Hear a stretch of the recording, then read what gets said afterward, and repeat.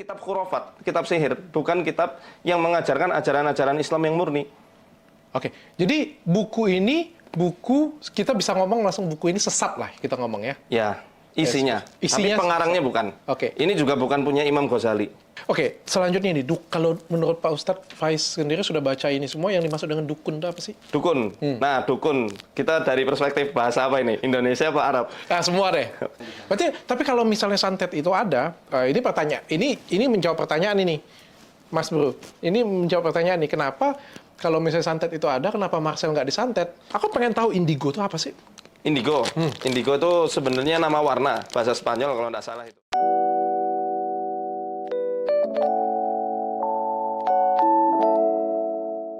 Selamat pagi, Ustadz. Selamat pagi.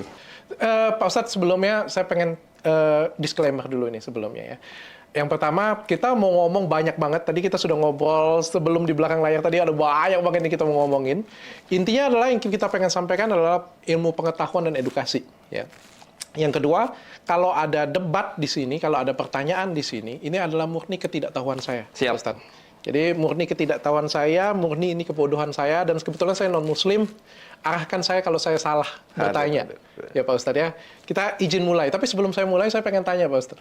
Pak Ustadz ini apa sih Pak Ustadz Faizar ini? Soalnya orang tuh komen semuanya loh. Panggil Ustadz Faizar, panggil Ustadz Faizar. Apakah Ustadz Faizar ini gurunya dukun-dukun di Indonesia? Atau Ustadz Faizar ini musuhnya dukun di Indonesia? Iya. Ya, saya cuma hamba Allah biasa, yang mana memang saya diamanahi beberapa ilmu sama Allah untuk mengkaji beberapa kitab-kitab yang khusus membahas soal ruqyah syariah, ruqyah yang dibolehkan secara syariat Islam, dan juga meneliti beberapa kitab-kitab yang di situ lekat dengan dunia perdukunan. Tapi sayangnya kitab-kitab itu juga berbahasa Arab. Nah, ini yang mungkin nanti akan kita bahas. Ini kitab berbahasa Arab atau kitab dalam Al-Quran atau kayak gimana? Bukan dari Al-Quran. Bukan dari ya, Al-Quran. Itu memang murni karangan seseorang yang dinisbatkan kepada beberapa ulama-ulama Islam yang tersohor. Okay. Ya, kayak Imam Suyuti, Syekh Al-Buni, dan lain-lain. Okay. Itu nanti yang mungkin perlu diperjelas kepada netizen khususnya. Karena kan kemarin ada beberapa orang yang ada orang yang lagi viral menyampaikan kitab rujukannya termasuk di podcast ini. Dia mengatakan si Udin ya. Sama nggak itu kitabnya? Ya, itu yang dia sebutkan Syamsul Ma'arif Kubro. Ya, kemudian Mamba Usul Hikmah, Al-Aufaq. Yang ini diklaim punya Imam Ghazali, yang Al-Aufaq ini. Kemudian punya Al-Buni. Nah, itu kitabnya Ustadz itu juga? Saya kebetulan waktu itu diberikan hadiah oleh seorang pengamal yang sudah bertobat. Beliau 16 tahun di pondok pesantren, ya, yang khusus membahas soal seperti ini. Jadi nggak semua pesantren membahas di kantor pondok di mana saya dulu ditembak, dididik. Kiai saya mengharamkan kitab-kitab mujarobat seperti itu. Diharamkan? Diharamkan, tidak boleh ada santri yang membawa kitab-kitab mujarobat. Kitab-kitab yang semacam itu yang tadi saya bahas. Ya, karena ketika saya buka ternyata isinya aneh-aneh. Nah, itu waktu beliau datang ke podcast ala-ala kami waktu itu, sebelum beliau meninggal itu, beliau berikan beberapa hadiah kitab-kitab yang dulu pernah beliau ajarkan, beliau pelajari, beliau amalkan, suruh saya itu dibedah ke umat supaya umat melek, bisa tahu, sadar bahwa kitab ini kitab berbahaya. Beliau tahu seluk-beluknya, dan saya sudah tabayun langsung, ya, komunikasi secara langsung, ini maksudnya apa, dan ternyata memang benar itu sihir. Jadi kitab itu kitab berbahaya, boleh dibaca atau tidak disarankan untuk membaca? Tidak disarankan orang awam untuk baca. Ya, karena pasti orang yang nggak bisa bahasa Arab nggak bisa baca. Dan Ustadz Faizar mempelajari hal itu? Saya mempelajari kitab itu? Ini kitabnya. 3 kitab yang disebut oleh Mas Gus kemarin itu. Dan ini Ustadz juga pelajarin? Saya pelajari untuk mengerti modus operandi apa yang dilakukan oleh para oknum-oknum tersebut. Oke, jadi tidak disarankan untuk membaca karena ini ilmunya sesat. Ya, premis pembahasan kita di sini jelas membahas isi kitabnya, bukan siapa orang yang mengarang. Oke. Ya, karena saya perlu jelaskan juga ke netizen, khususnya yang mungkin ada yang melihat tayangan ini yang memang itu lulusan pondok pesantren, kemudian tidak terima. Ada beberapa informasi yang saya dapatkan tentang dua kitab ini, khususnya Mambausul Hikmah dan Syamsul Ma'arif Kubro.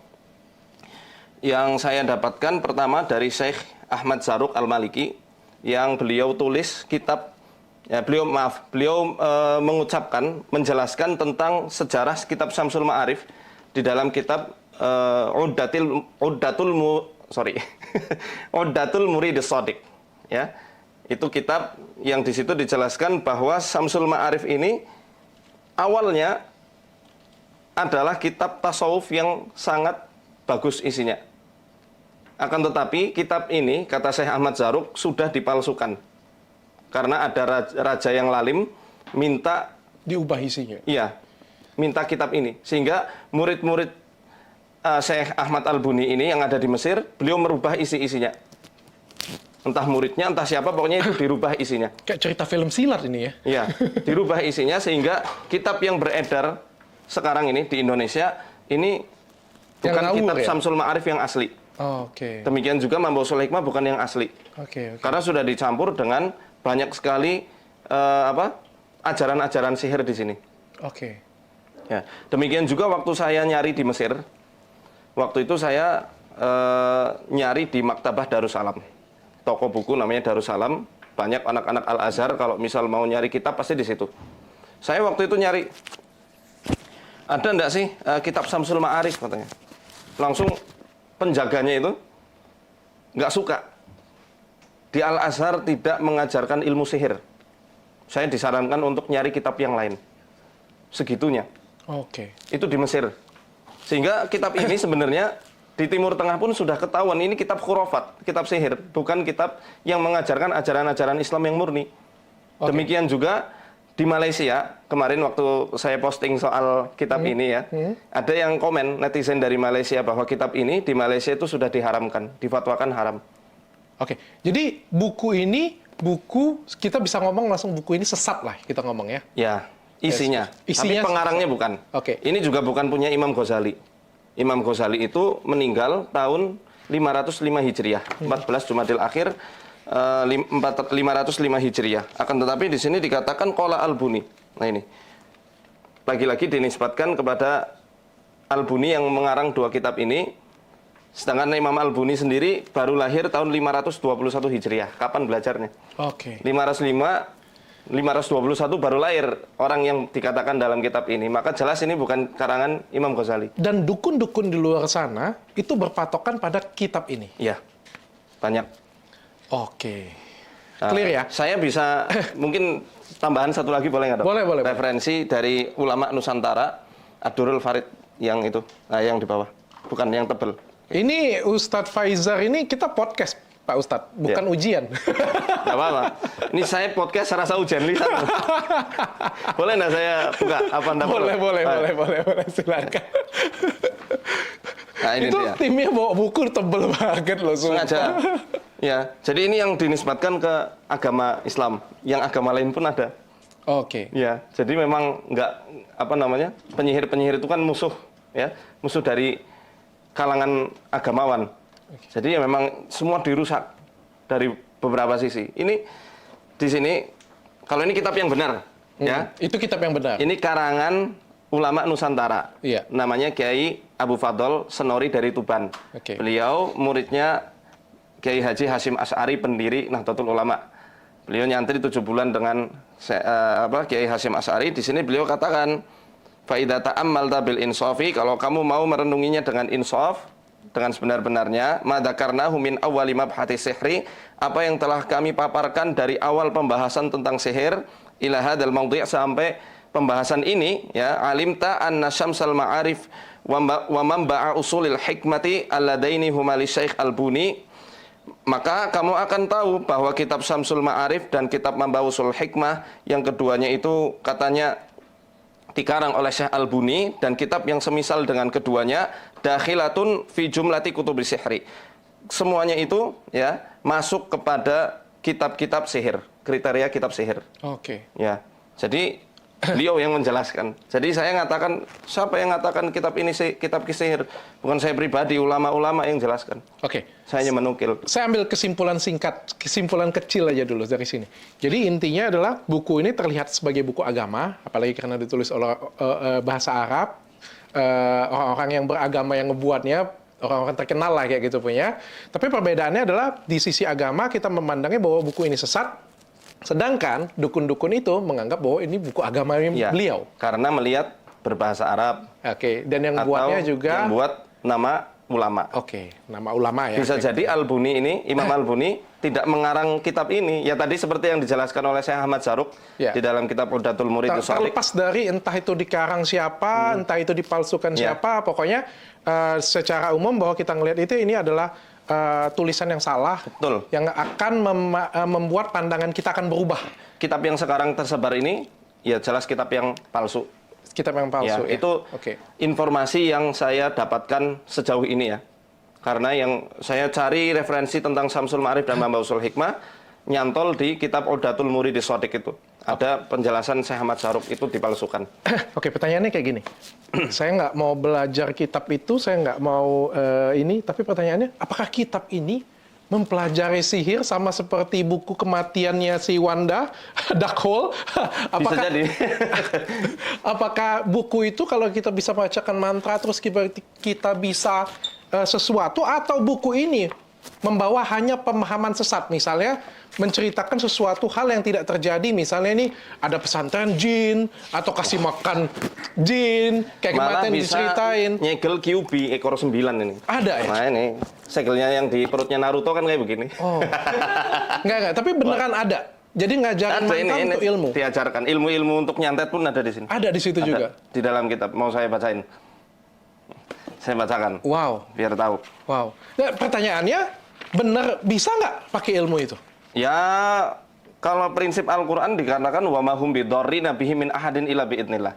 Dan mereka tidak bisa mencelakai seseorang dengan ilmu sihirnya itu illa biidnillah, kecuali dengan izin Tuhan semesta alam, Allah Ta'ala. Jadi intinya tentatif itu. Apa namanya? Serba ihtimal, serba mungkin bisa, mungkin enggak.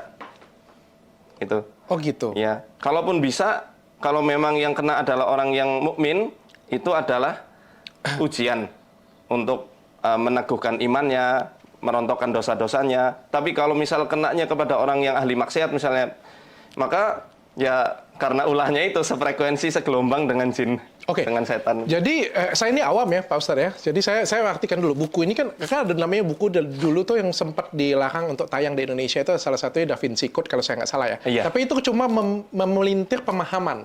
Jadi nggak ada dalam situ ada mantra-mantra, nggak ada. Kalau di sini ini kan kalau saya lihat sekilas itu mirip Darkhold jadi ya kan, mantra-mantra, ngasih tahu gimana caranya, pemahaman juga, bener ya?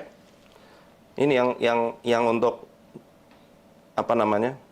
Untuk menghancurkan manusia sampai menghipnotis manusia sehingga menceraikan istrinya, dinikahkan ke orang yang menyihirnya. Ada ini tata caranya di sini. Dan buku ini diharamkan nggak ya? Ya jelas diharamkan.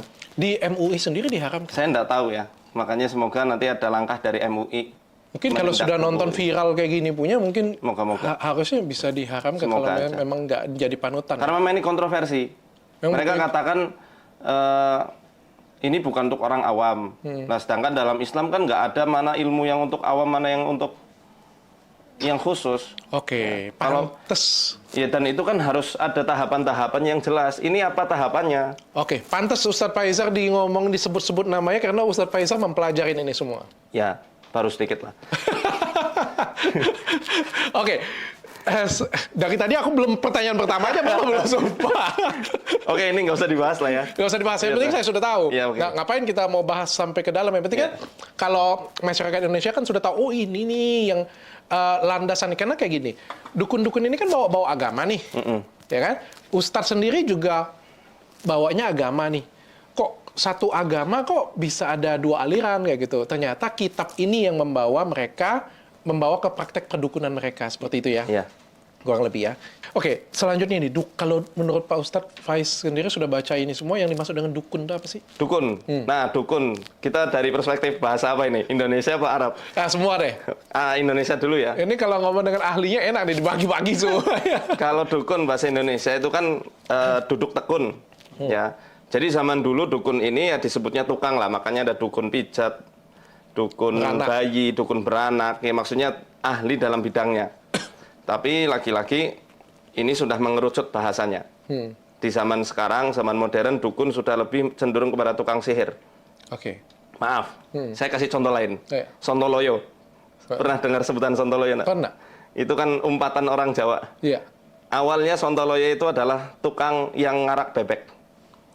Ya, yang suka apa? Bikin barisan bebek itu.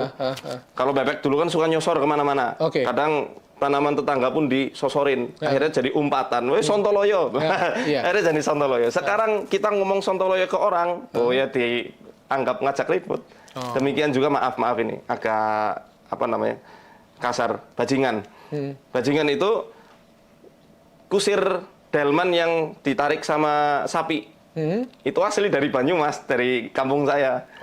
Ini namanya bajingan. Karena lama, ya unggut kan nggak bisa cepet kan kalau sapi. Akhirnya jadi umpatan. Ke manusia ya? Bajing, belama. Nah itu kan nggak mungkin kita sejajarkan ya. Pengertian orang zaman dulu dengan adat budaya yang lama, dengan kebiasaan orang sekarang, kita ngomong bajingan ke orang lain tersinggung lah orang. Dibilangnya ngajak ribut. Demikian juga dukun. Jadi nggak mungkin kita, Mas Marcel, saya dan Mas Marcel dan orang teman-teman yang lain, para ulama-ulama lain, menentang gerakan perdukunan ini bukan berarti dukun pengantin, dukun bayi, dukun pijat itu masuk dalam lingkup ini. Ya lucu lah. Jelas yang dimaksud dukun di sini adalah dukun tukang sihir yang praktek ilmu-ilmu tidak jelas. Oke. Iya. Jadi seperti itu. Jadi apa namanya? Toh juga dukun pengantin dan dukun yang lain nggak ada yang masuk kepada persatuan ini. Oh ya, oke. Kemarin ada persatuan dukunnya duduk di sini. Terus saya bertanya dengan dia kan, apa yang dimaksud dengan dukun? Dia ada bilang di KBLI ada 12 maksud dukun. Dan dia mengatakan bahwa dukun itu adalah manusia yang mempunyai kemampuan di atas dari manusia rata-rata. Metafisika. Ya. Apakah itu benar? Memang seorang dukun memiliki kemampuan di atas manusia rata-rata? Ya, enggak ada lah ya. Enggak ada ya kayak gitu ya. Ada nggak sih manusia di atas manusia rata-rata? Ya para nabi dan rasul. Nabi dan rasul. Iya. Ya, nabi dan rasul. Saya sepakat sih sebenarnya. Saya itu kesian loh, Pak Ustadz. Saya pun kasihan itu. Saya ngelihat Avenger itu harkat dan martabatnya itu jatuh loh. Avenger itu kalau di luar negeri keren loh. Sampai di Indonesia, Avenger itu dukun kan, manusia di atas kata-kata. Iya betul itu. Superman dari dukun ya. Ya kan? IP angin loh. Manusia di atas kata-kata kan dukun nih definisinya. Keples itu. Kasihan harkat Keples ilmu ini apa? Lipat bumi. Subhanallah. Berarti kita sepakat bahwa semua manusia itu semuanya sama. Sama. Yang namanya manusia mungkin ada range-nya ya, ada yang pintar, ada yang kurang pintar ya gitu punya ya.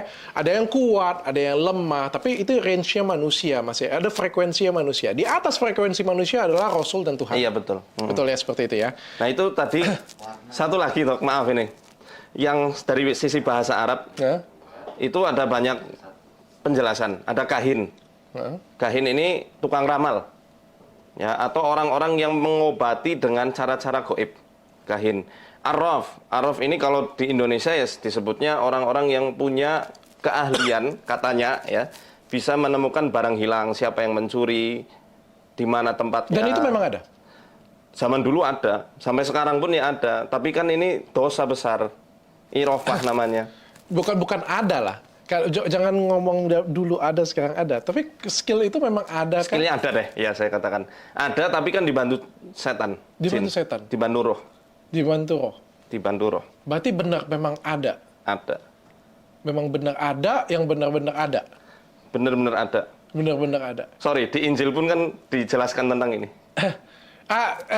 Kemarin saya nggak percaya.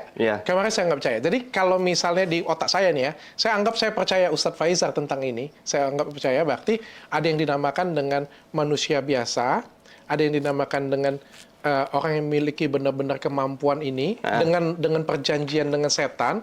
Berarti ada satu lagi yang di tengah-tengah yang pura-pura punya perjanjian dengan setan. Pura-pura punya perjanjian. Benar ya? Ya. Benar kan? Dan yang paling banyak zaman sekarang yang pura-pura. Yang pura-pura. Yang ininya sudah sedikit atau misalnya ada pun juga nggak akan pamer di YouTube pasti. Ya. Benar ya? Iya.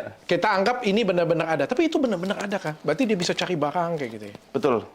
Sampai makanya ada kalau dalam kami ini hadisnya Rasulullah itu sampai dikatakan siapa yang datang man ata arrafan fasa'alahu fasadaqahu bima yaqul, siapa yang datang ke arraf, ini tadi yang tukang bisa nyari-nyari barang, bisa menerawang, dia menanyakan sesuatu dan membenarkan apa yang diucapkan, lam tuqbalahu salatun arba'ina lailah, maka salatnya bagi umat Islam kan wajib salat 5 waktu, maka salatnya selama 40 hari itu tertolak.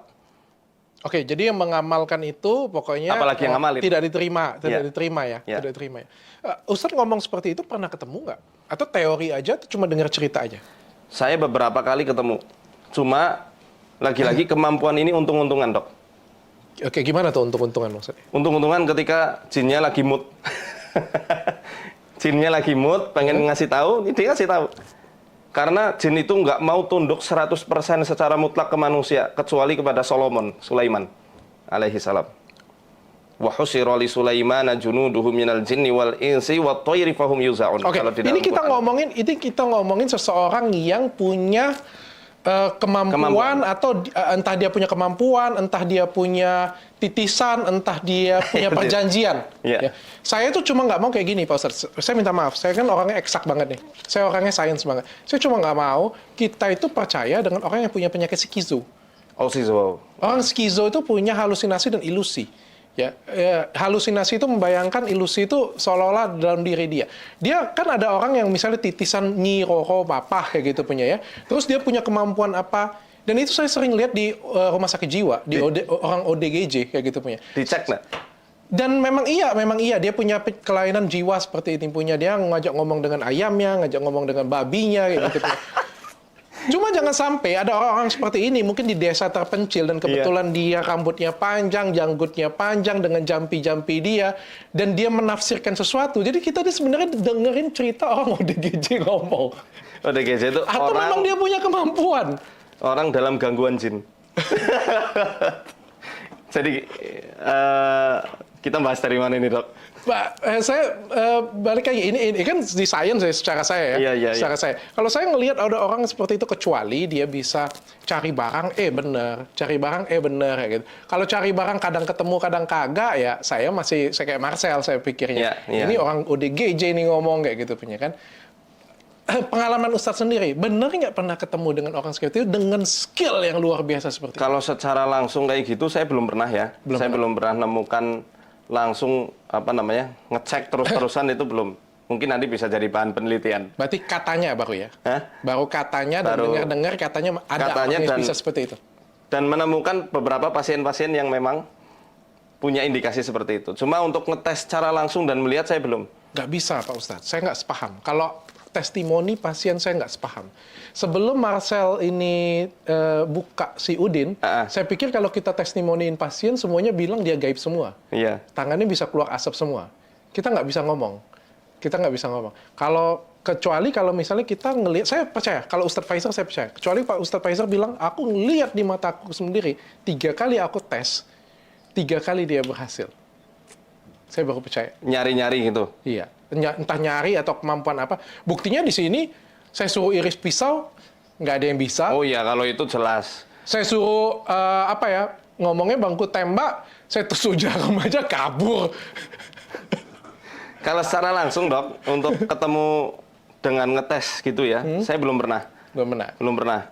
Cuma memang dari pasien-pasien yang lain, ya saya baru hanya sekedar mengobati, belum sampai tahap meneliti. Berarti masih katanya lah ya, berarti kita hilangkan. Tapi katanya ini juga ada sumber dari keyakinan Islam, dari hadis. Oh, dari hadis ya, juga? Dari hadis ada. Dari hadis pun ada. Bahwa istilah arraf atau orang-orang yang punya kelebihan kayak gitulah ya, kelebihan kemampuan zaman Rasul ada. Namanya Sofi Ibnu Sayyad. Sofi Ibnu Sayyad. Ini ada di Musnadnya Imam Ahmad. Untuk teman-teman yang muslim di rumah bisa cek nanti. Bahwa dulu ini dia punya kemampuannya ajaib sekali, bisa membaca pikiran orang, bisa melihat sampai ke tahap singgasananya iblis dia bisa lihat. Karena pernah dites langsung sama Nabi Muhammad. Madza taro, apa yang kamu lihat? Ini aro arsan alal ma. Aku melihat ada singgasana yang ada di atas lautan, haulahul hayat, yang di sekitarnya itu ada ular-ular. Maka kata Rasul, dzaka arsy iblis, ikhsa falan ta'dwa qadrak. Yang kamu lihat itu singgasana iblis. Ya karena pasti Rasul tahu ya, dan bisa mengkonfirmasi ini benar apa enggak. Lah kalau kita kan nggak pernah lihat singgasana iblis kayak apa kan. Oke. Nah, maka kata Rasul, betul itu singgasana iblis, ikhsa. Ikhsa itu artinya apa ya kalau dalam bahasa Arab itu? Udah nyahlah kamu katanya gitu. Karena kamu nggak akan bisa melampaui takdir yang telah Allah tentukan untukmu. Oke. Jadi Rasul nggak suka itu kemampuan kayak gitu. Kenapa? Karena bisa menimbulkan fitnah akidah nyata di zaman sekarang. Oke, berarti katanya ada orang-orang seperti itu dan ditulis memang ada, tapi sampai detik ini Ustadz sendiri belum pernah melihat. Belum pernah ketemu. Ada tapi orang walaupun seperti belum pernah ketemu, bukan berarti nggak ada. Ya, mungkin bisa jadi ada. Bisa jadi ada. Nanti saya cari-cari lah. Kita nggak ada yang tahu. Yang jelas orang seperti itu nggak akan buat YouTube channel. Iya, iya betul. Karena ada ini dok, ada apa istilahnya kayak mereka punya perjanjian khusus untuk jangan muncul di permukaan. Sehingga dikenal oleh manusia. Entah itu ngeles, entah apa, saya nggak tahu ya. Tapi saya juga pikir kalau misalnya Avenger pun memang benar-benar ada, saya pikir nggak akan buat YouTube channel mereka. Mereka akan ya melakukan kebaikan, mungkin seperti itu. Karena kan dapat sesuatu kelebihan dari Tuhan. Kan? Betul. Jadi superhero seperti itu. Oke, jadi kalau dari cerita tadi saya bisa simpulkan bahwa dunia gaib itu ada dong. Jelas ada. Itu kepercayaan seluruh agama, maksudnya agama-agama langit ya. Semua gaib itu ada? Nah, jelas. Di Taurat, Zabur, Injil, Quran menjelaskan hal gaib itu ada. Oke, jadi penyakit akibat makhluk halus itu ada? Ada. Ini kita masuk sudah ke inti nih. Ada. Penyakit akibat makhluk halus itu ada? Ada. Ada. Jelas ada. Jelas ada. Yesus pernah bilang di Markus pasal 5 ayat 8. Oke. Saya sendiri nggak tahu apa itu ayatnya. Iya. Pokoknya Yesus itu mengatakan, wahai roh jahat, keluarlah engkau. Itu di Markus. Kemudian tentang sihir juga ada di Yeskiel ya. Pasal ke-13 ayat 18 sampai 21 itu jelas wanita-wanita tukang sihir yang menalikan tali-tali azimat di pergelangan-pergelangan tangan manusia dan memakaikan selubung di setiap orang yang tua dan muda untuk diambil jiwanya. Oke. Kalau penyakit akibat makhluk halus itu ada, rupanya seperti apa sih? Rupanya? Nggak tahu, namanya juga gaib. Nggak. Ya, manifestasinya. Oke. Yang seperti apa manifestasinya? Saya bahas dari, mohon maaf ya dok, dari sisi Quran boleh ya? Boleh. Dan boleh. hadis dari ya? sisi yang mana yang Ustadz memang katam? Kalau dari Quran dijelaskan di Al-Baqarah ayat 275. Alladzina ya'kuluna riba la yaqumuna illa kama yaqumul ladzi yatakhabbathu syaitanu minal mas. Orang-orang yang makan harta riba, dia tidak akan dibangkitkan kelak di hari kiamat, melainkan dia seperti dibangkitkan orang yang dalam kondisi kesurupan. Yatakhabbathu syaitanu minal mas. Maksudnya adalah dibuat kesurupan oleh setan. Berarti kesurupan itu adalah penyakit akibat makhluk halus. Ada 3. Ini juga pernah saya bahas sama Mas Denny. Ada 3 penyakit metafisik, khususnya dalam kepercayaan kami. Yang pertama ada yang namanya ain. Ini yang paling parah. Disebutnya ain atau hasad. Iya, saya sudah dengar dari Gus Udin. Oke. Ada sihir, ada juga gangguan jin. Iya. Nah, sihir nomor 2, gangguan jin yang nomor 3. Indikasinya apa kita bisa melihat? Nah, di dalam disertasinya Syekh Dr. Sa'ad Said Ahmad Abdu, ada hasil, tidak ada sebab. Ada sebab, tidak ada hasil. Ada hasil, tidak ada sebabnya. Maksudnya apa itu? Misalnya, tiba-tiba tumbuh kanker. Tapi nggak ada penyebabnya yang mendahulunya. Dan kita tidak bisa menggeneralisir. Gebiah uyah istilahnya ya. Memukul rata, kanker pasti kena gangguan jin. Tidak bisa juga. Karena kan harus dilihat ya, dari pola makannya. Berarti penyakit-penyakit yang aneh yang tiba-tiba muncul. Betul. Misalnya nggak ada apa-apa, tiba-tiba kesurupan. Ya. Tapi ada sebab, nggak ada hasil. Itu juga kayak gitu. Ada sebab, tapi nggak ada hasil. Misalnya, gimana? Mohon maaf, ada 2 orang. Dua-duanya dinyatakan subur sama dokter. Tapi nggak bisa punya anak. Susah punya anak, nggak bisa punya anak. Semuanya subur. Nggak dalam keadaan stres. Ya kan kadang bikin stres kan bikin susah hamil juga ya. Nah ini dia dua-duanya subur. Yang tidak diketahui penyebabnya tapi tidak terjadi kayak gitu punya ya. Oke. Itu bisa jadi karena makhluk halus. Saya tanya lebih dalam lagi nih. Boleh. Beda makhluk halus dengan jin itu apa sih? Makhluk halus itu hantu kah? Jin itu makhluk halus. Kenapa? Jin itu makhluk halus. Ya, karena dalam jin kan bahasa Arab. Di zaman dulu jin itu enggak ada. Zaman Majapahit nggak ada istilah jin. Adanya buto, raksasa, raksasi, buto dengan dan lain-lain. Kalau jin itu kan makhluk halus itu bukan hantu ya? Makhluk halus. Dokter makhluk halus kulitnya. Saya perawatan. Jangan lupa ke Athena ya. Saya promokan. Jadi kalau perawatan itu bisa jadi makhluk halus ya, kayak halus. Oke lah, kembali ke ini tadi, ke jin ya. Enggak, kalau di pikiran saya itu makhluk halus itu adalah manusia yang mati menjadi hantu. Oh, bukan ya? Enggak benar. Bukan jadi ya? begini, jin itu adalah sesuatu yang tertutup. Ya, falamma janna alaihi lailu ra'a kaukaba. Ini di juz 7 surat Al-An'am yang menggambarkan menceritakan kisah Nabi Ibrahim mendakwahkan tentang Tuhannya. Ya, siapa Tuhan yang sebenarnya. Jadi ketika malam menyelimuti, nah ini kan janna. Janna itu artinya menyelimuti, sesuatu yang terselimuti yang tidak terlihat. Itu jin. Janin juga bahasa Arab yang artinya adalah makhluk yang tertutupi. Karena kita nggak bisa lihat janin secara kasat mata, ketutup di balik perut ibunya. Majnun, tertutup akalnya. Makanya orang gila dalam bahasa Arab disebutnya majnun. Oke, berarti jin itu seperti makhluk gaib lah, hantu atau apa-apa kayak gitu punya ya. Iya. Oke. Berarti penyakit akibat makhluk halus itu ada, oke. Tapi kan di medis nggak diakuin yang seperti itu punya ya. Maaf, karena medis nggak mempelajari situ. Dan mungkin nggak percaya soal jin.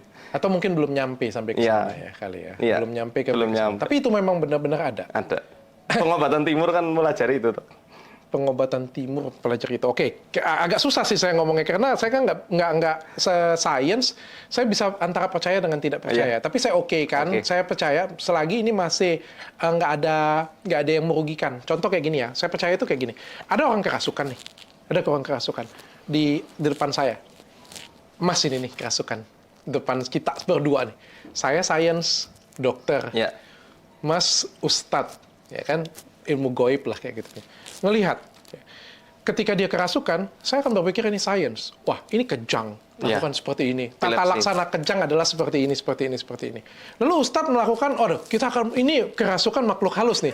Kita, ya kan tentu saya berhak dong, saya pilih, kayak saya sains. Apaan nih, nggak percaya saya ini. Terus dia mendoakan sesuatu, intinya saya masukin obat, Ustadz meruqyah, tenang. Saya ngerasa itu nggak ada yang salah. Betul. Karena apa yang dilakukan Ustadz itu tidak merugikan siapapun. Tidak menipu siapapun, tidak merugikan siapapun. Dan yang dilakukan secara sains itu masih masuk di akal saya. Memberikan penenangan dan lain sebagainya. Itu secara sains saya mana. Yang salah itu adalah makanya saya bilang, oke, saya nggak begitu sepaham, tapi that's it. Saya percaya sampai situ aja kayak gitu ya. Tapi kalau misalnya yang dilakukan oleh Udin, ini kan salah.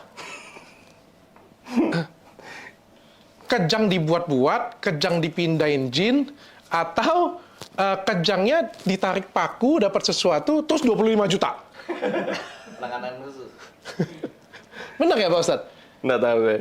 Saya belum. Maksud saya itu, yang penyampaian saya itu adalah antara sains dan yang Pak Ustadz sampaikan. Sebenarnya konsep ruqyah di dalam Islam pun juga nggak lepas dari sains. Nah, sebenarnya sains mengikuti wahyu ya. Bahwa orang kerasukan jin itu juga pasti ada sebab dari jiwanya yang terpuruk. Dan setan ini berjalan di aliran darah manusia. Inna syaitana yajri min ibni adama majrad dam. Setan berjalan-jalan di aliran darah, di pembuluh darah manusia. Dan semua pasti pompanya ada di jantung. Jantung pusat perasaan manusia. Demikian juga mereka sering juga menguasai otak manusia. Jadi kalau kita nih dok sering banget nangani kasus-kasus pasien yang ketika diruqyah kok nggak sadar-sadar, kesurupannya bertambah-tambah. Ketika kita adakan pendekatan persuasif sama dia, ternyata kita lihat dari tangan sama lidahnya, dia nyimpan endapan emosi negatif yang lama banget dia belum urai. Maka ini semua kembalinya adalah kepada prinsip ajaran akidah atau tauhid. Itu dia. Sampai di sana saya paham. Jadi sebenarnya medis dan non medis itu saling mendukung satu sama lain ya, kurang lebih seperti itu. Saya lanjut Pak Ustadz ya. Pak Ustadz, kalau tadi saya bilang makhluk halus, santet itu ada nggak sih? Santet, sorry, yang biru dong. Waduh, buka buku lagi dia. Enggak, ini buat pegangan aja. Santet ya? Santet ada. Santet itu ada. Ya. Apa itu santet? Santet adalah metode, pengertiannya dulu ya, definisinya nih. Santet, mesisan bentet, atau mesisan kantet. Ini bahasa Jawa Timuran. Oh. Dia mulai lahir di akhir-akhir keruntuhan era Majapahit. Sebelum munculnya kesultanan-kesultanan Islam di tanah Jawa. Oke. Santet, mesisan bentet, artinya adalah sekalian retak, sekalian hancur, bret, ya. Atau sekalian kantet, sekalian rekat.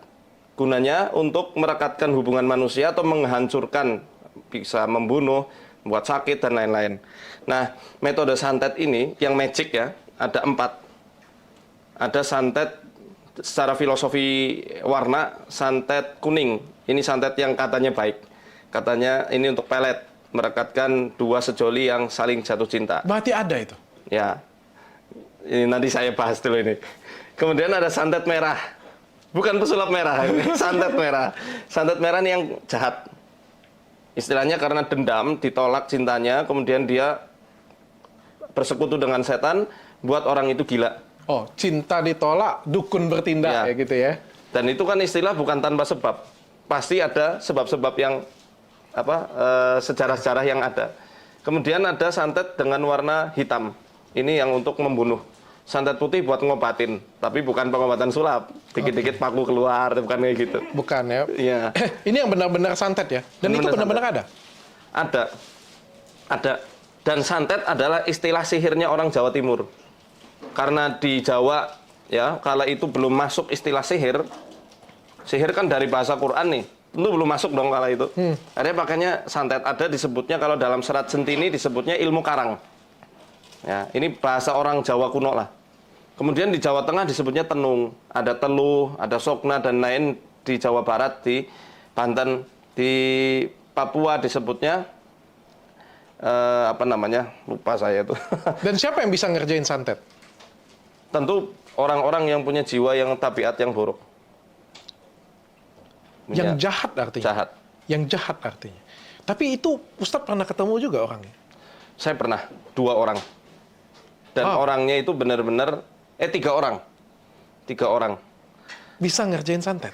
Bisa ngerjain. It means santet itu ada? Gimana? It means santet itu benar-benar ada ya? Ada, benar-benar ada. Cuma kan nggak bisa saya buktikan ke saya. Tapi tidak semua orang punya kemampuan seperti itu. Nggak semua orang. Karena setan pilih-pilih kalau mau membantu orang. Betul. Oh, itu artinya orang yang bisa santet itu punya perjanjian dengan setan? Iya, dan jiwanya buruk sekali. Jiwanya buruk sekali. Dan bukan dukun-dukun yang palsu tadi di tengah-tengah. Jadi ini ada fake. Nggak mungkin dong orang tukang santet terus dia ngumumkan di YouTube, diajar masalah. Oh iya, betul juga ya, betul juga. Nggak mungkin juga dia ngomong di YouTube, dia punya perjanjian dengan setan. Nah iya, gitu punya, kan? Saya perampok nih, dikejar polisi. Apalagi sekarang ada undang-undang anti santet. Benar. Yang ngaku-ngaku bisa punya santet, bisa menyantet orang, bisa kena pasal itu. Iya benar. Scarlet Witch saja nggak mau ngaku loh dia baca Darkhold sebenarnya. Iya nggak mungkin lah orang punya santet ngaku-ngaku. Ini yang saya pernah temui, salah satunya tetangga beliau. Hidup di area gunung sana, di area Jawa Tengah. Akan digerebek ya. Orangnya sudah tua, profesi sehari-harinya jadi petani. Orang nggak ada yang tahu dia tukang santet. Kok saya tahu? Karena anaknya kena ganggu setan yang bersekutu sama ayahnya itu. Oh, oke. Oke, saya nyampe nih. Berarti ada manusia, ada yang namanya punya kemampuan, nanti sedikit banget orangnya karena dia bersekutu dengan setan. Yang satunya lagi, kelompok yang cukup besar ini adalah orang yang ngaku punya kemampuan seperti itu ya. Dan ini yang banyak, ini ada yang di YouTube yang sekarang kita perangi ya, benar ya? Betul. Seperti itu ya. Berarti, tapi kalau misalnya santet itu ada, ini pertanyaan, ini menjawab pertanyaan ini. Mas Bro, ini menjawab pertanyaan nih, kenapa kalau misalnya santet itu ada, kenapa Marcel nggak disantet? Ya karena orang yang di tengah-tengah sini adalah orang yang tidak punya kemampuan santet. Iya. Nggak bakal bisa, ndak. Yang bisa pun juga belum tentu berhasil. Di dalam Al-Baqarah ayat 102 jelas, wattaba'u ma tatlu syayatinu ala mulki Sulaiman. Wa ma kafara Sulaiman walakinna syayatina kafaru yu'allimuna an-nasa sihra. Intinya, mereka para tukang sihir itu mengikuti apa yang dibacakan oleh setan ketika kerajaan Sulaiman. Sulaiman tidak kafir, tidak mengajarkan sihir kepada orang-orang, tetapi setanlah yang kafir yang telah mengajarkan sihir kepada manusia. Jadi jelas kalau dalam prinsip Quran, santet menggunakan jasa setan itu ada. Nah, ini ada lima ini dok, 5 cabang lagi santet roh. Nggak perlu lah ya, kapan-kapan aja ya. Ya, yang penting sih kita kan nggak mau ngajarin orang santet ya. Yang penting kita punya pemahaman kayak gini. Memang kita anggap santet itu memang ada yang punya kemampuan untuk santet, tapi segelintir orang yang punya perjanjian dengan setan, bukan orang yang punya kemampuan lebih yang diberikan oleh Tuhan. Karena gini dok, nggak semua orang bisa sabar untuk ritualnya itu gila. Nah ini gila beneran ini. Oh iya. Gilanya apa? Ada tapang ngidang. Dia harus bertapa, berpuasa sambil buka baju. Nggak boleh ada satu helai kain pun masuk ke dalam belantara hutan, dan dia harus seperti kijang, seperti rusa. Nggak boleh berdiri tegap, harus kayak gini selama sekian hari. Kadang itu sama 40 hari. Makannya makan rumput. Ya, seperti itu ya sampai ya? Iya, ada yang pati geni aja udah nyiksa banget. Pati geni itu puasa yang nggak boleh makan, nggak boleh minum, nggak boleh kena cahaya matahari, nggak boleh tidur. Kita sehari ada pusing. Waduh. Awal ini sampai 3 hari. Makanya orang bisa santet zaman sekarang itu, kata Syekh Ibrahim Kamal Adham di dalam kitab beliau As-Sihru Was-Sahara, itu sangat sedikit orang nyantet menggunakan jasa setan di zaman sekarang. Tapi masih ada. Tapi masih ada ya. Tapi dikit dibandingkan yang nipu-nipu. Karena pemikiran saya kayak gini ya, kalau misalnya santet itu memang ada, dan pikiran saya kan nggak sesulit itu ya tadinya ya. Kalau santet itu memang ada dan kemampuan itu memang ada, ngapain kita pakai pembunuh bayaran? Iya. Capek-capek pakai pembunuh bayaran, tulis aja namanya siapa yang mau dibunuh, kan titip dengan orang santet. Benar ya Pak Ustadz? Itu. Benar kan seperti itu kan? Terus saya juga pikir, kalau memang tukang santet itu ada, kenapa Indonesia masih dijajah 350 tahun? Karena tukang santetnya semuanya ngepro ke Belanda, ke Londoireng. Kan banyak yang penjilat. Padahal sebenarnya titipin aja nama penjajah ya. Satu sama lain gitu. Tapi ternyata memang yang punya ilmu santet itu nggak gampang, dan juga nggak mudah ya nyantetnya. Oke. Yang banyak itu adalah yang pura-pura. Dan itu resiko dok. Dan resikonya parah orang mempelajari ilmu santet. Makanya kan di Quran, wa yata'allamuna ma yadurruhum. Mereka mempelajari ilmu yang berbahaya, membahayakan diri mereka sendiri, tidak memberikan manfaat. Oke. Jadi resikonya besar. Bisa bahaya untuk dirinya sendiri juga ya. Kalau nggak kena, ya kena diri sendiri. Diri yang sendiri. Oke. Berarti yang banyak adalah yang ngaku-ngaku punya ilmu santet. Betul. Ini menarik banget. Kita santai aja ya Pak Ustadz ya. Sambil makan lah. Sambil makan, sambil minum, santai aja. Karena ini ngobrolannya lebih santai. Aku pengen tahu indigo itu apa sih? Indigo. Indigo itu sebenarnya nama warna, bahasa Spanyol kalau nggak salah itu. Artinya warna nila, biru ke nila. Nila ke biru-biruan. Ya. Dan itu sebenarnya disampaikan oleh Nancy Entep. Karena yang memprakarsai istilah indigo kan beliau, Nancy Entep. Konselor dan juga cenayang dari Amerika. Kalau nggak salah beliau itu dulu dosen juga di San Diego University. Nah, dia mengatakan karena dia punya kemampuan ngelihat aura-aura manusia, dan manusia kan punya 7 cakra katanya ya dalam prinsip mereka. Ada yang paling bawah ya merah, di sini kuning, oranye di bawah pusar di area lambung sini kuning, dada hijau, di sini biru, nah di sini indigo, di sini ungu. Oh, oke. Nah warna-warna indigo yang ada di sini yang mereka bilang sebagai warna cakra mata ketiga, itu yang menjadikan manusia jadi cerdas sekali. Di atas kecerdasan rata-rata manusia. Di atas kecerdasan rata-rata manusia. But still human. Iya. Ya, jelas still human dong. Still human, iya. Tapi di atas kecerdasan rata-rata. Iya. It means Albert Einstein itu indigo. Jelas. Kalau pakai konsep itu, Albert Einstein indigo, Imam Bukhari indigo, ya. Kalau pakai ya artinya yang punya kecerdasan rata-rata kan, artinya kan IQ-nya paling tinggi. 10 tahun ya, ulama Islam dulu si Imam Al-Bukhari ini hafal 200.000 hadis lengkap dengan silsilah orang-orangnya sampai ke Rasul. Oke. 200.000. Imam Tirmidzi bisa menjabarkan, menirukan apa yang dijelaskan oleh gurunya. Itu indigo. Selama berjam-jam tanpa ada titik koma yang terlewat. Oke, itu indigo ya? Kalau misal mau mengatakan itu indigo loh. Kalau dalam batasan ini, oke lah kita masih setuju. Orang yang punya IQ tinggi dan kecerdasan yang luar biasa di atas rata-rata dibilang indigo, oke. Ya, tapi Nancy Entep ini membagi indigo jadi 4. Pertama, indigo konseptual. Yang pinter konsep, ahli falsafah, anak kecil tapi sudah bisa bikin rancangan arsitektur, ya. Kemudian ada indigo humanis. Dia empatinya tinggi banget ke orang. Sampai saya punya teman lah ya, yang ketika dia SMP, dia nangis terseduh-seduh itu. Ketika habis pulang dari rumahnya, nangisnya karena apa? Ngelihat tukang becak sininya panuan. Dia nangis, kasihan, itu pasti malu sekali. Tolong Bu, berikan obat itu supaya panunya hilang gitu. Itu indigo. Indigo humanis. Ya. Ini makanya saya bicara dari konsepnya Nancy. Oke. Kemudian yang ketiga, ada indigo seni.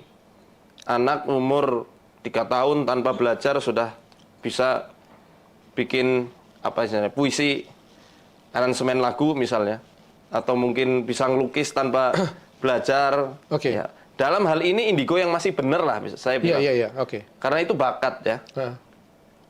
Kalau indigo ngelihat hantu? Nah ini yang keempat, indigo interdimensional. Indigo interdimensional ini yang dipercayai bisa menghubungkan antara kita yang ada di alam padang ini, alam manusia, bisa berhubungan dengan makhluk-makhluk halus. Itu interdimensional. Dan sayangnya, indigo yang banyak di Indonesia yang dikenal adalah yang keempat. Yang 3 ini nggak tahu kemana. Bukan, 3 itu ada, cuma nggak viral. Ya jelas. Yang di Indonesia yang ada prestasi nggak viral. Pak, betul. Udin viral. Betul. Yang giliran pendang medali emas, matematika kemarin kagak viral. Di Indonesia kayak gitu, 1, 2, 3 kagak viral. Bisa baca Al-Quran, khatam 1 Al-Quran, umur berapa tahun. Ada kan yang kayak gitu punya kan? Nggak itu viral. anak indigo, kagak viral. Dalam rangka indigo yang seperti itu ya, maaf, dalam konteks yang 3 ini, kita setuju lah. Ini bukan gangguan. Bisa jadi itu memang anugerah. Ya, memang anugerah dari Allah ya, dari Tuhan. Berarti anak yang bisa 6 bahasa pada waktu umur 2 tahun. Kayak asal gitu. Belajar loh ya. Belajar ya? Iya, asal belajar. Kalau tapi cepet banget ya, kayak gitu belajarnya. Kalau nggak belajar tiba-tiba bisa, ya aneh ada juga sesuatu ya. itu. Jadi dia belajar tapi cepet banget. Cepet banget, tiba-tiba 6 bahasa dia bisa, itu namanya anak indigo. Betul. Tapi yang memang paling sering diangkat orang ada yang keempat. Karena bikin kontennya di mana-mana. Sorry. Apakah benar ini indigo? Tapi apakah benar ada indigo seperti itu? Ada indigo yang benar, ada pura-pura indigo juga ada. Pura-pura indigo juga ada. Kita lihat kan nggak semua indigo kalau kerasukan asli. Kalau lihat belum tentu dia ngelihat asli juga. Tanyain aja, satu sama lain pasti saling nanya, mau lihat apa. Kadang beda-beda. Ya, saya juga pengen kumpulin semua anak indigo gitu. Apakah lukiskan apa yang kalian gambarkan itu sama? Nah, iya. Saya pernah ngecek itu. Waktu di Cirebon ya, kita masuk keraton, 3 indigo ini kita bawa satu persatu jalan-jalan. Antara yang 3 ini, semuanya jawabannya beda-beda. Semuanya jawabannya ada yang harimau lihatnya. Jadi keraton itu dipenuhi harimau putih. Semua ada harimau. Di pelatarannya, di musolanya, semua harimau. Ada yang kedua ini sampai ditantang berantem. Nah yang ketiga, dipersilahkan untuk untuk masuk. Kedatangannya sudah ditunggu selama bertahun-tahun. Wah, kayaknya spesial banget deh gitu. Oh, beda-beda ya? Ternyata dok, ketika saya ruqyah dan saya tanyai lah satu persatu, apa yang mereka lihat adalah sebuah gambaran dari apa yang tertimbun di dalam persepsinya. Yang lihat harimau, dia punya kekesalan yang mendalam. Lama sekali dia nggak bisa nguraikan itu. Jengkel, kecewa. Jadi kesadaran harimau manusia itulah yang muncul. Sehingga menimbulkan sosok-sosok harimau yang ada di sekitarnya. Yang kedua, ini yang saya lihat terobsesi sakti. Sehingga dia bertarung lawan genderuwo. Yang ketiga, kalau tidak salah ini ya, saya lihat beliau butuh kasih sayang dan perhatian lebih dari orang tuanya. Sehingga ketika lihat itu kayak dipersilahkan, ini itu. Ya, saya menganggap ini pandangan saya pribadi ya, saya minta maaf ya kalau misalnya ada yang salah juga ya. Jadi saya menganggap ada teman saya cerita, anaknya punya kemampuan untuk melihat sesuatu. Bercerita dengan hantu. Setiap jam 10 malam sampai jam 4 pagi, dia nggak bisa tidur dan ngobrol dengan hantu. Dia bisa menceritakan dengan jelas hantu itu apa, kayak gitu punya, ngobrol dengan siapa, dan bermain-main dengan orang itu sendiri. Saya itu penasaran, ini autism, indigo, atau skizofren. Orang tua mencari aman, nggak mau ngomongin anak ODGJ, maka orang tua akan bilang bahwa ini anakku indigo. Yeah. Benar nggak Pak Ustadz? Benar kan? Wah ini main-main dengan hantu. Setiap jam 10 sampai jam 4, dia main home pimpa dengan hantu sendiri, kayak gitu. Punya main sendiri, cekikik sendiri. Umur berapa? Ngobrol. Umur 4 tahun. 4 tahun ya? Yeah. Menjadi pertanyaan bagi saya, indigo, skizofren, atau ini sebenarnya autism? Perlu dilihat langsung, Dok. Dan buku ini ngomongin apa jadi Pak Ustadz? Buku itu, saya menulis pertama tentang indigo, dan beberapa pelurusan lah terhadap statement-statement orang-orang indigo yang katanya bisa berinteraksi sama hantu. Kemudian tentang potensi gaib yang memang semua manusia bisa merasakan, seperti firasat, ilham, ya tahdits, bisikan langsung dari Allah. Kemudian ru'ya itu mengelihat di alam mimpi atau mimpi yang benar, ya. Dan itu semuanya adalah murni dari Allah karena iman, bukan karena dipelajari tahapan-tahapannya, bukan juga karena titisan ilmu dari leluhur. Oke, jadi membedakan antara indigo dengan tidak, bahwa kita juga punya kemampuan, beberapa kemampuan yang indigo punyain, kayak gitu ya. Oke. Dan Pak Ustadz sendiri percaya indigo itu memang ada? Indigo memang ada, khususnya anak-anak yang cerdas yang 3 ini. Kenapa anak? Orang. Kalau sudah gede nggak bisa punya indigo lagi gitu? Bisa. Ini kan bermula dari anak-anak. Bermula dari anak-anak. Iya kan, kelihatannya kan dari anak indigo. Iya, orang indigo. Orang, berarti kan sampai dewasa juga bisa. Sampai dewasa bisa. Bisa nggak sih indigo ini dapatnya pas dewasa gitu? Dukun nih jadinya. Dapat pas dewasa ketika dia belajar bisa ya, Albert Einstein itu. Kayak Albert Einstein dan beberapa ilmuwan lain kan. Berarti ketahuannya dewasa ya, pada waktu dewasa. Kayak Imam Ar-Rabi itu, muridnya Imam Syafi'i juga jadi jenius. Itu kalau indigo dari segi kecerdasan. Tapi kalau yang dari setan ya ada juga, tapi omongannya susah dipercaya. Susah dipercaya. Dan anak indigo kayak gini punya harus dibina atau harus dibina? Harus dibina. Khususnya dibina akidahnya. Akidahnya. Iya. Supaya terbimbing. Kalau enggak, dia bisa menyesatkan dirinya sendiri dan orang lain. Karena terbuai. Karena biasanya itu kan menimbulkan banyak fantasi. Dan orang yang enggak jeli, dia nggak bisa membedakan mana yang halusinasi, mana yang beneran. Oke, thank you, Ustadz. Mudah-mudahan bukunya sukses dan bisa memberikan inspirasi bagi masyarakat.